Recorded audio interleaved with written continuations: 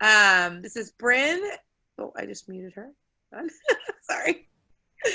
Brynn Biggs, and she is a bronze ambassador and a certified John Maxwell coach, and is going to be sharing with us some leadership tips. Hi. So yeah, I'm kind of like Kristen. I made a PowerPoint because Kristen is a spirit animal of mine, and I think it's our teaching background because we both teach special ed and things happen in our classrooms, and so if we don't, we have to have guidelines. So let me. Okay, can y'all see my slideshow? Yes, no, maybe so. Yes, okay. Can you see the notes page or the slideshow page? Because I did that once and it was really embarrassing. No, just the slideshow? Okay, that's good. That's perfect.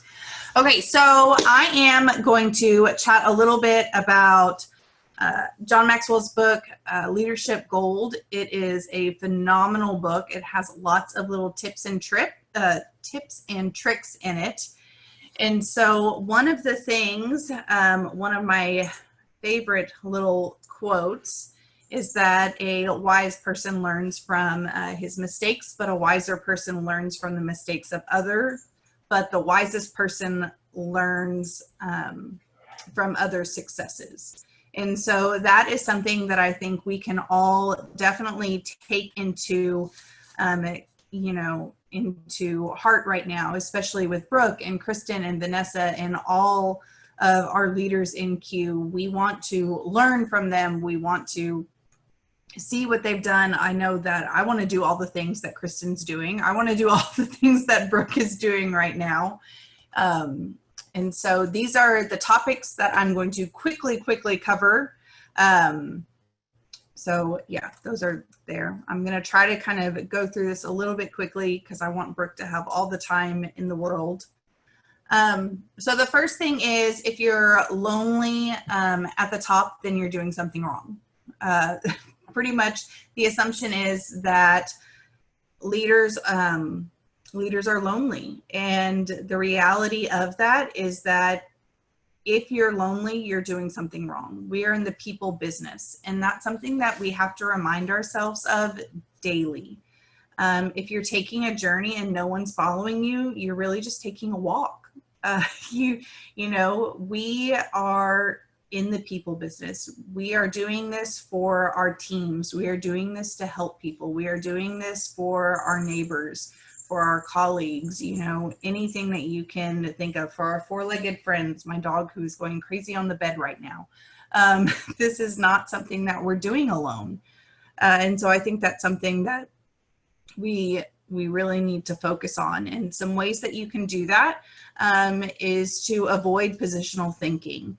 You want to make sure that you're not using your position as a place of authority. I know that none of us on this call do that, but I think we've all been in maybe a company or in a workplace where we have those leaders who, that's what it was. A position was a position of authority. And so we want to make sure that even as we are growing as leaders in our company, that we aren't untouchable, that we aren't so out of touch with our teams that they feel like they can't come to us. And you win your people over by building those relationships with them. You want to make sure that they're able to talk to you, that if you send them a message that you're able to respond. My team knows that, I kind of have that 24-hour window, especially right now. I'm back to working 7:30 to 5:30 during the day. So my hours are a little bit crazy. So they know if I don't get back right away, the world's not going to end, but that I am here.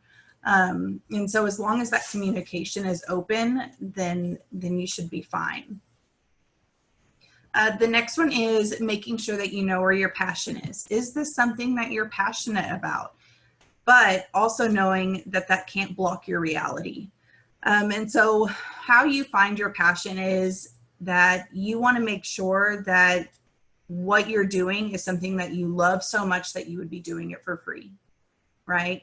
That I would wake up and want to help my friends feel better, want my friend whose daughter is having anxiety attacks or trouble sleeping to feel better. I want to help her, and I would help her for free. I wouldn't need to be paid for that. If I had something that would help her, I would share it with her in a heartbeat. I don't care if I got it at Walmart or wherever. It just happens to be that I got it at Q Sciences. And so that's what I'm sharing.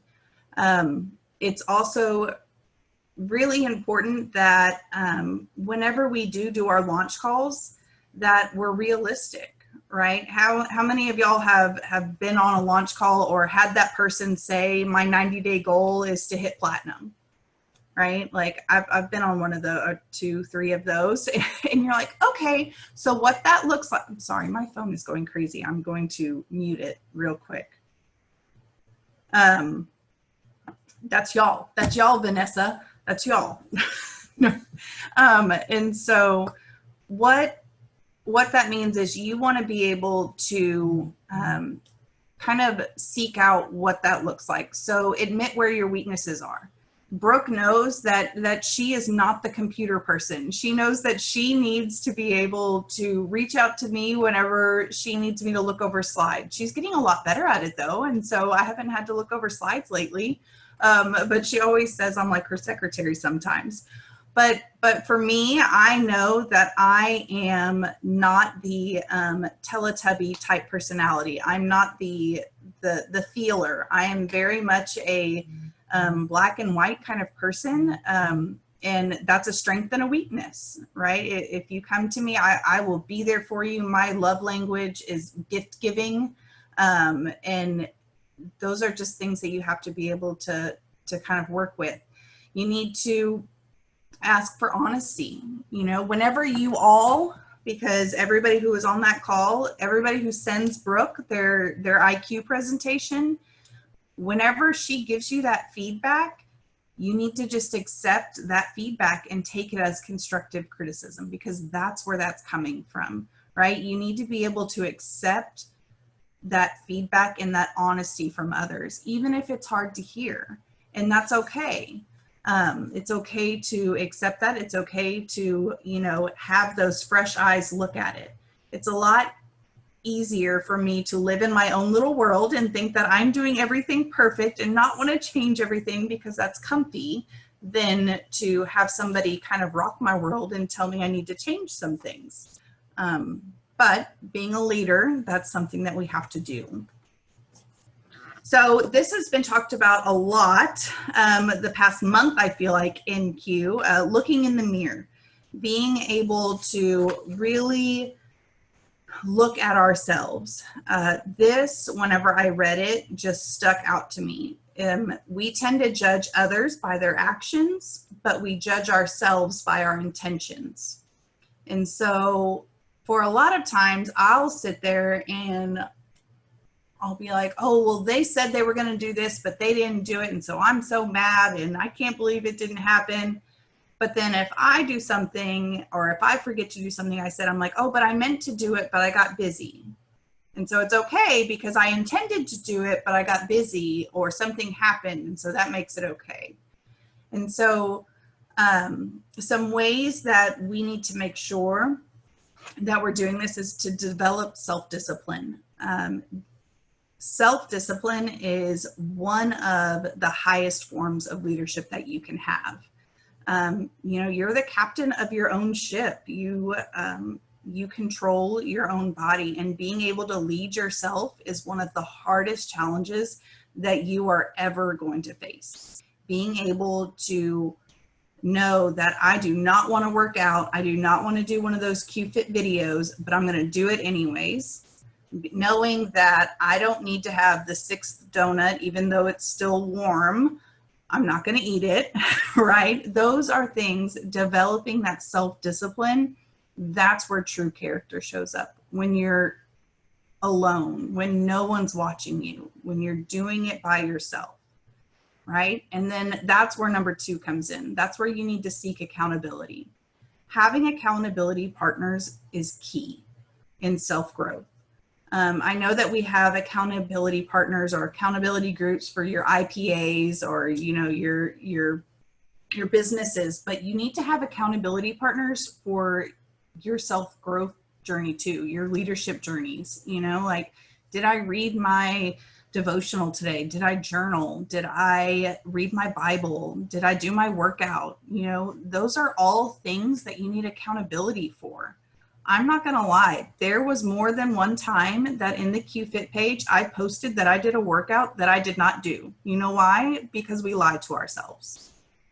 Every one of us lies to ourselves because we don't have self-discipline. And that's something that we all have to work on. And it's okay to admit that that is a weakness that we all have. And if you're not continually working on it, then you're in denial. Like, you're just in denial. You're in denial, and that's okay. And so having accountability, one of the things, I have an accountability group with some of my John Maxwell team members on some of the things that we do. And the last question that we ask ourselves is, we have like our questions that we ask. And the very last thing is, did you lie in any of the previous answers? That's the last thing, because we all know ourselves. Like, it's easy to just sit there and say, yes, I did it. Yes, I did it. Yes, I did it, to put a little check off to make yourself feel good. But are you being truthful to yourself? But are you lying to yourself? Right? Because that's not helping you. The next one is handling criticism. We kind of talked about this on the last slide, but I want you to also think about it in this slide. Yes, we need to be able to handle criticism, but you need to really look at where the criticism is coming from. Okay? You need to look at, is it coming from a place of love? Is it coming from a place of somebody who wants you to grow? Or is it coming from somebody who is out to hurt you? Is it coming from somebody who's there to tear you down? You need to be able to discern that. Okay, good criticism is something that we need to be able to take, but you also need to be able to discern between the criticism that is there to be the dream crushers, because we all have those. And you're going to have the people who are, you know, Kristen talks about it, her family and friends. She doesn't talk about, or her family, she doesn't talk about Q with them because she knows that they aren't. It's not their thing. Right? They didn't call and congratulate her whenever she hit gold. So would she accept criticism on her QIQ presentation from them? Probably not. That's not going to be valued feedback. But is she going to accept it from Jake or from Brooke or Tara or Kristen? Absolutely. Okay, so we need to look at that as well. And then your personal growth plan. I loved how Vanessa said that you need to be spending 10% of your time on personal growth. Experts also tell us that you should be spending 10% of your income on personal, on like investing in yourself, personal growth, personal development, things like that. So that's something that was pretty interesting. So how to create a growth environment, not only for yourself, but for your team, making sure that others are ahead of you. And whenever I say that, you want to make sure that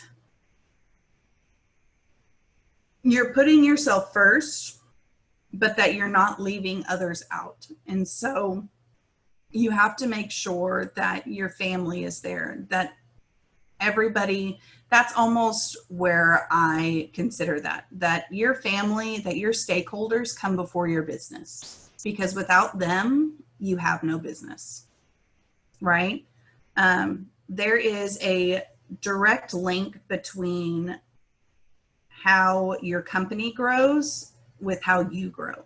The more you grow, the more your company is going to grow.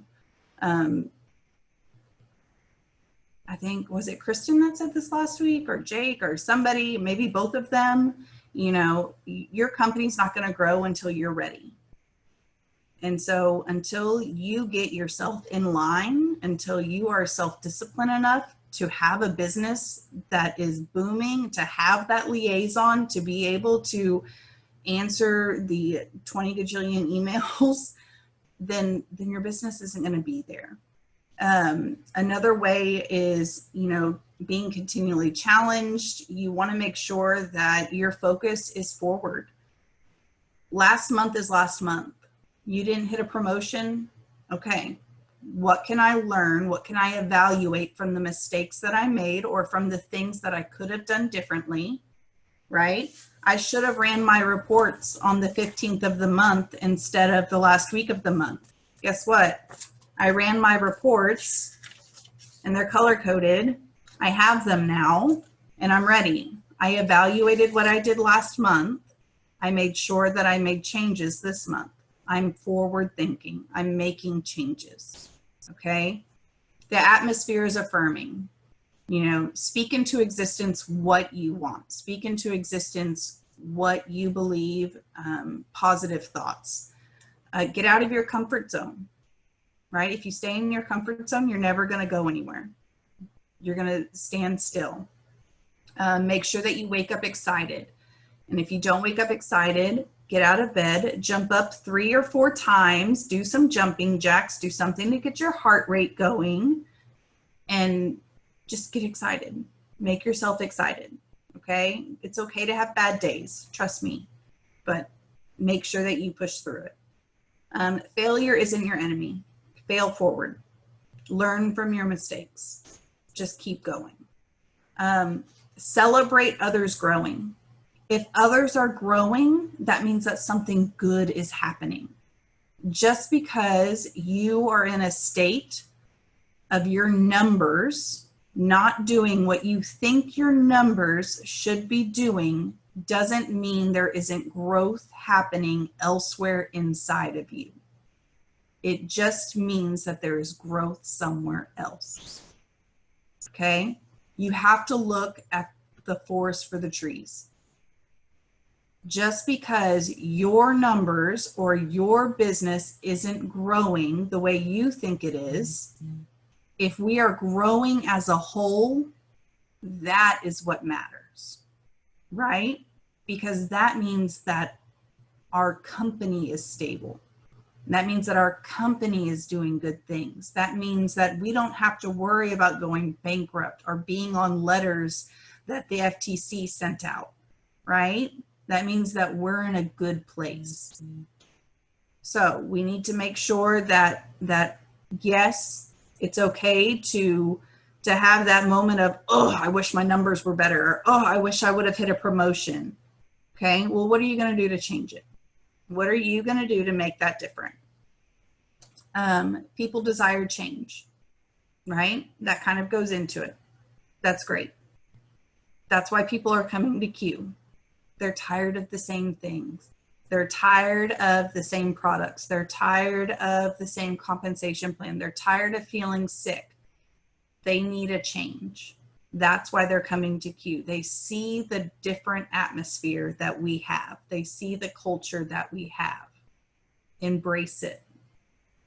And then growth is modeled and expected. You have to model growth for your team. If you tell your team that they have to be self-disciplined, if you tell your team to be on power hours, if you tell your team that they need to do IPAs and you're not on it, guess what? Let's look in the mirror and let's figure it out. And I have to do better about it. We all have to do better about it. And finally, yeah, 2 more. Okay. I'm going, Brooke, I promise. People quit people, not companies. Okay? I'm going to say it again. People quit people, not companies. So we are, again, in the people business, in a relationship business. We need to make sure that we value our people.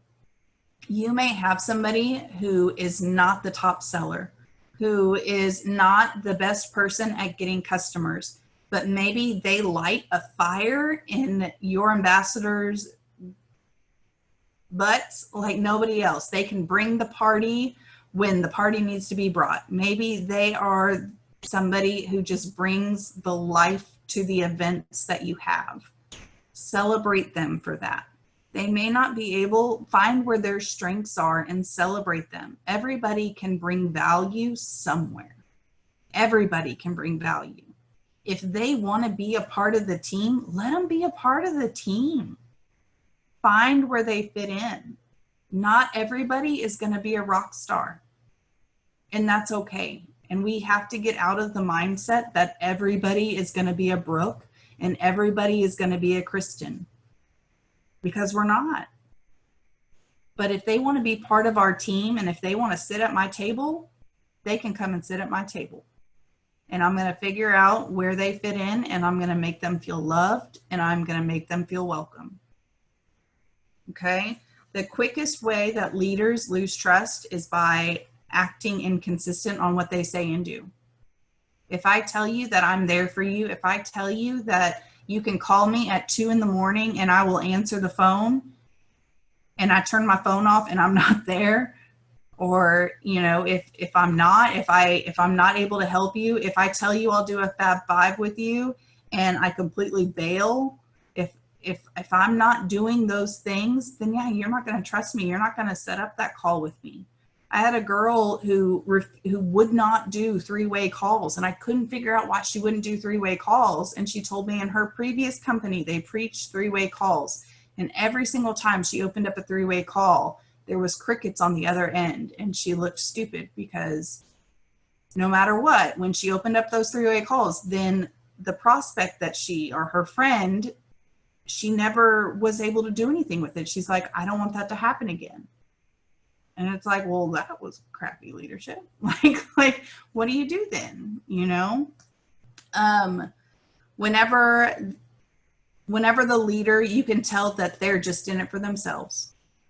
They don't care about their team. They just want to win. They don't care.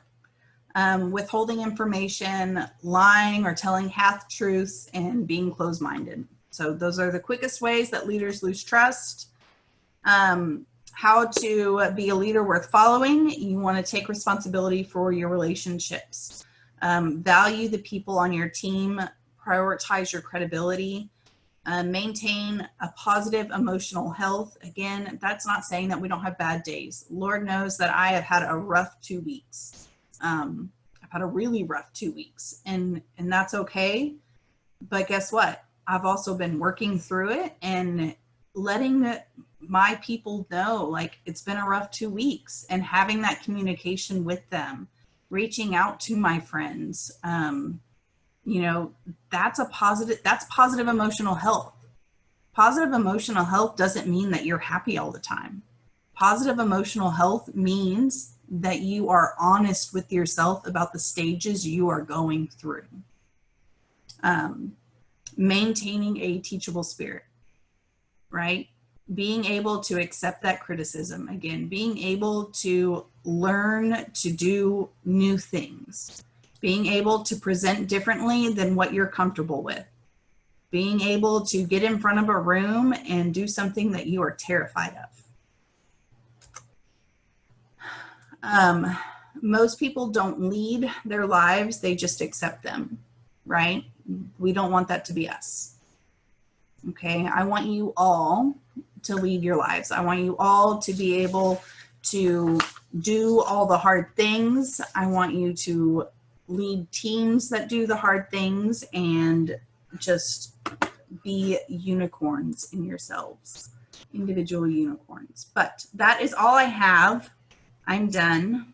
So there you go, Brooke. Thank you so much, Brynn. I did that in 20 minutes. So phenomenal. It was so amazing. And yeah, and I knew tonight would be a long night, and I'm just grateful for you guys being on here. If you have to go, it's okay. But we are offering so much value tonight. I hope everyone's getting lots of good takeaways. I'm going to stop the recording and start again.